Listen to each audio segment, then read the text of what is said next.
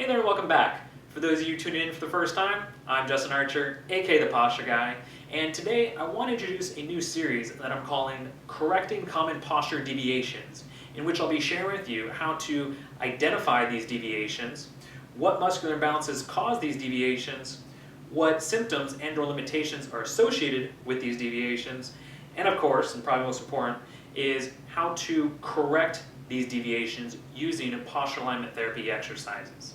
That way you can treat the cause of the problem and thereby eliminate the symptom or symptoms you're currently struggling with. Okay?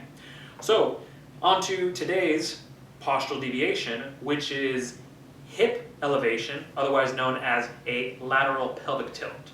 So, a hip elevation is pretty easy to identify whether or not you have one. The easiest way is to simply stand in front of a mirror and take a look at your hips. If one hip, either side, is higher than the other, then you have hip elevation. You can also have a friend or family member take a picture of you from the front and back and see if your waistline on your pants or shorts or your belt line, if one side is higher than the other.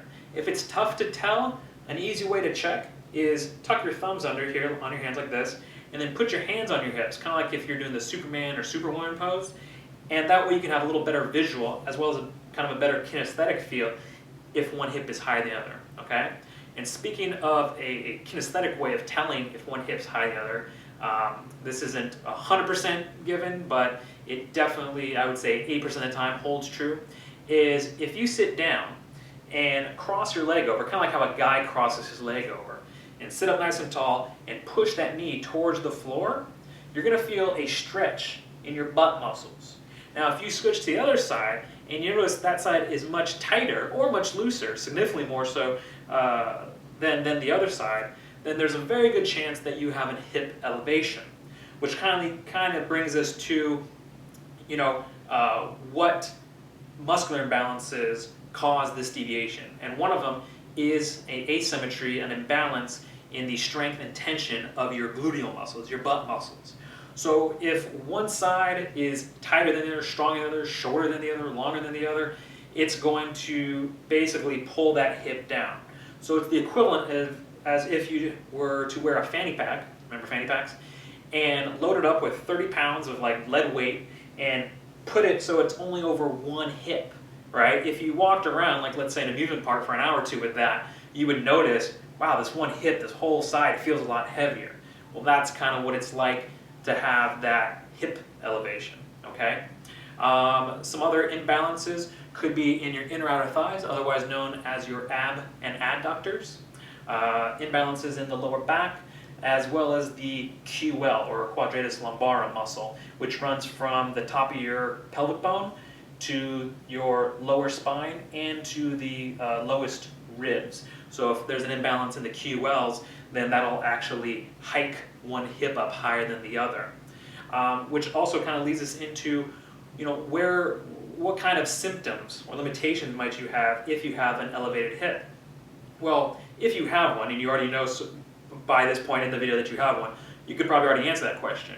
If you're not sure, or you don't know, what I want you to do is stand up, purposely elevate a hip, and walk around for a minute or two, and you'll quickly get a sense of what symptoms this immediately causes or can eventually cause. So go ahead and try that. And you'll notice, at least the first thing I notice, is the lower back, wherever you hike that hip up, those muscles become really tight and rigid. And so that can definitely lead to lower back pain. It can lead to impingement of nerves, so definitely sciatic pain. When you have that significant of an asymmetry in the hip and pelvic region, that could lead to degradation of the hip joints and knee joints, so arthritis, bursitis in the hips and knees. Like I mentioned earlier, sciatic pain. You could also actually impinge the femoral nerve down the front, so you might have nerve pain down the front of the legs. You might just also have a chronically tight thigh. Usually it's one or the other, not both. Sometimes it's both, but usually it's one side, whatever that lower side is, just because you're bearing so much more weight on that one side. As far as limitations, if you do that test like I mentioned before, sit on a chair, sit up nice and straight and push that knee out, you'll probably notice one side you can get up pretty far out, but then the other side, oh wow, there's that restriction. And it may not necessarily cause any pain, but you just notice one leg you can get all the way out, almost down to the ground, and then the other you could barely move.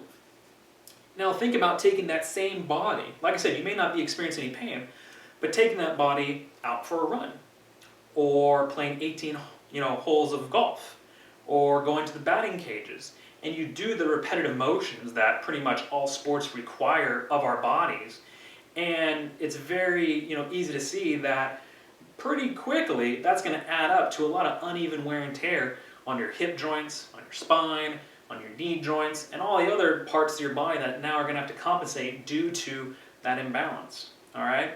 So knowing all that now, how do we correct this? How do we get the hips so they're nice and even? Well, I've included 4 exercises down below this video that you can click on. And when you click on them, it's going to open up a YouTube video tutorial. And there's going to be me there, and some of them, probably my wife. And we're going to be showing you, how to properly do the exercise, proper form, how long you should hold the exercise, or how many repetitions you should do, where you should feel the exercise, common mistakes to avoid. So it's all taken care of you. All you have to do is hit play and just follow along. All right? So do those, and those exercises, as you do them, you'll find that they hit all those parts of the body where there might be imbalances. So it's going to definitely stretch and strengthen your gluteal muscles to balance those out. It's going to work your inner and outer thighs. It's also going to take your pelvis, your hips and pelvis, through a pretty full range of motion on the front, on the back, and kind of from the inside out. Okay? So try those exercises. And what I want you to do is, when you stood up and to see, do I have a hip elevation? Look in the mirror. Do those 4 exercises. Should take only 5 to 10 minutes, and then go look in the mirror again. And you should see and also feel a significant difference. That's how fast posture alignment therapy works. Your body is amazingly capable of healing itself and putting itself in the proper position. It just needs the correct stimulus, which these exercises give it. Okay? So try that out. Let me know your findings, what you felt. Was one side different than the other when you did the assisted hip lift, which is one of the exercises down below? When you did the gluteal contractions, which is another exercise down below, did one side feel different than the other as far as strength? Okay? How was the range of motion in your cats and dogs? And then, of course, how did you feel afterwards? Okay? I'm very, very curious to know. And if you have any other questions or need any further help, please don't hesitate to leave a comment in the comment section below. Call me, email me, send a messenger bird. My wife will tell you, I've always wanted a messenger bird sent to me. If someone sends me one, tell you what, I'll give you a free session. How's that for a deal? All right? Anyways, thank you for joining me inside this video. I appreciate your time, and I look forward to seeing you inside my other videos. Until then, take care and keep moving.